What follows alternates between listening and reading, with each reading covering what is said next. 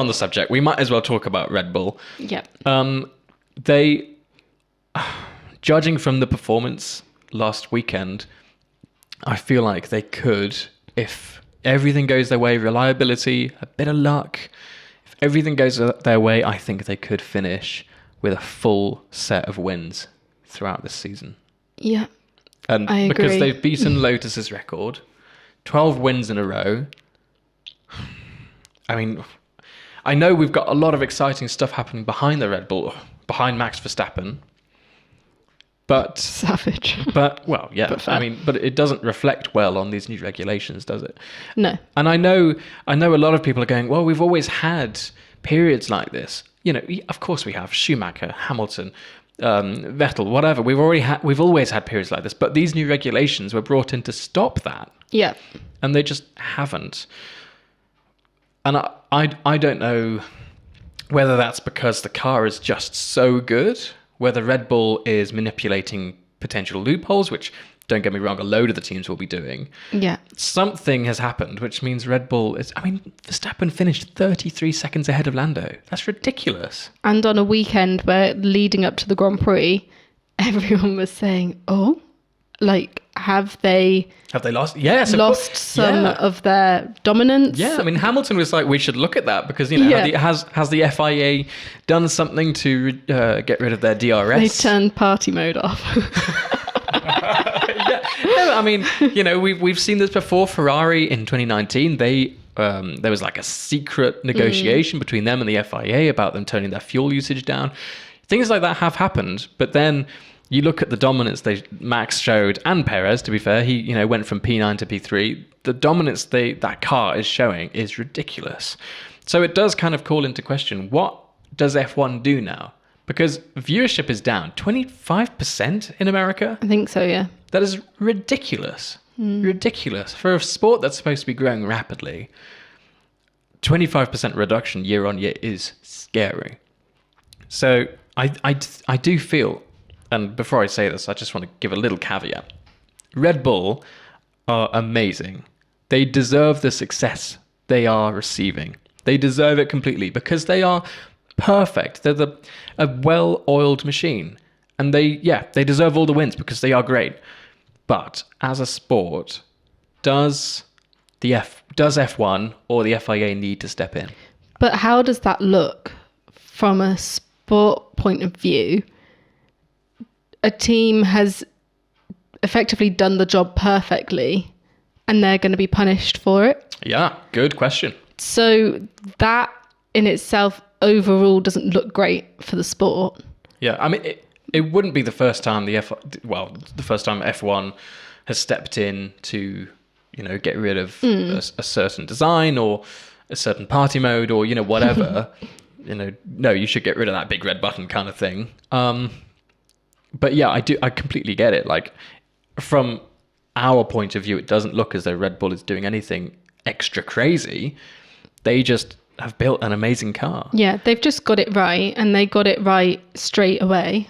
Yeah. Because they've got Adrian Newey, let's be honest. Yeah, I mean, that's generalization. But, and yeah, his basically. Team, there will be other people involved. That's right. Adrian Newey and his team. But it played into his strengths massively.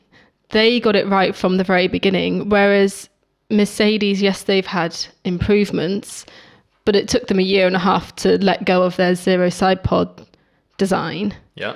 Now, the new side pods that they've got, they're not integrated with the whole design of the car, of the W14. They're just kind of a make do and mend situation. Yeah, exactly. It is a make do. So if you haven't got it right from the very beginning, you are at a disadvantage. Because then the cost cap comes in. Cost cap, wind tunnel. Yeah.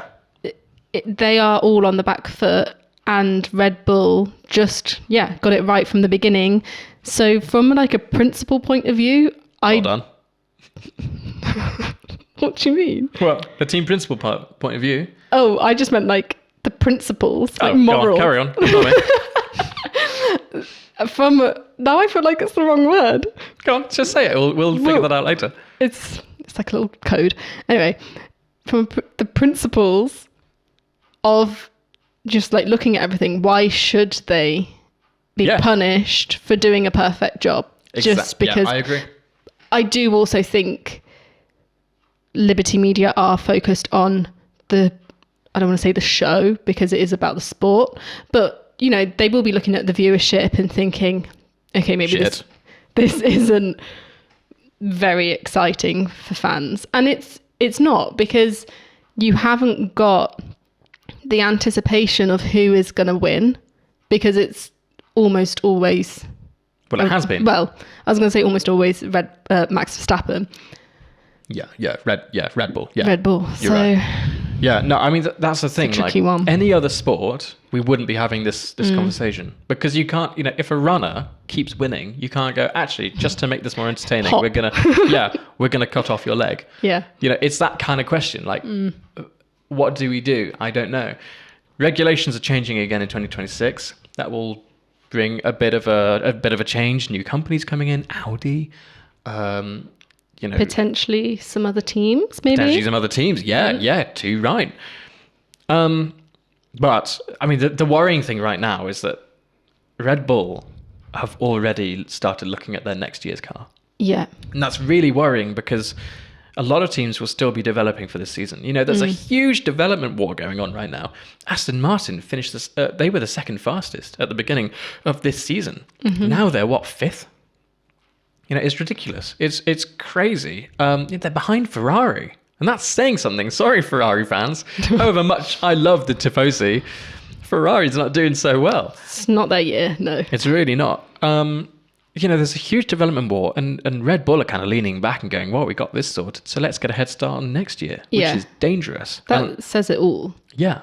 They're halfway through the season, 11 races in, and they're like, well, Done. let's just move on to next year, because we're 33 seconds ahead, winning races of huge gaps, Yeah, still it's- getting the fastest pit stop. They could do 10-second pit stops, they'd still win. Yeah, the top 5 fastest pit stops of this season are all Red Bull. But that's what I'm saying, is why should they be given some sort of penalty for being so fast? Yeah.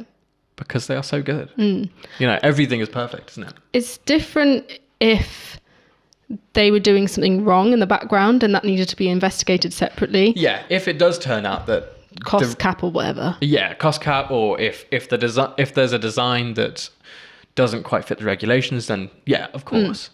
But I mean, you know, the Max's car has already been through an investigation. Yeah. And it passed with flying colours.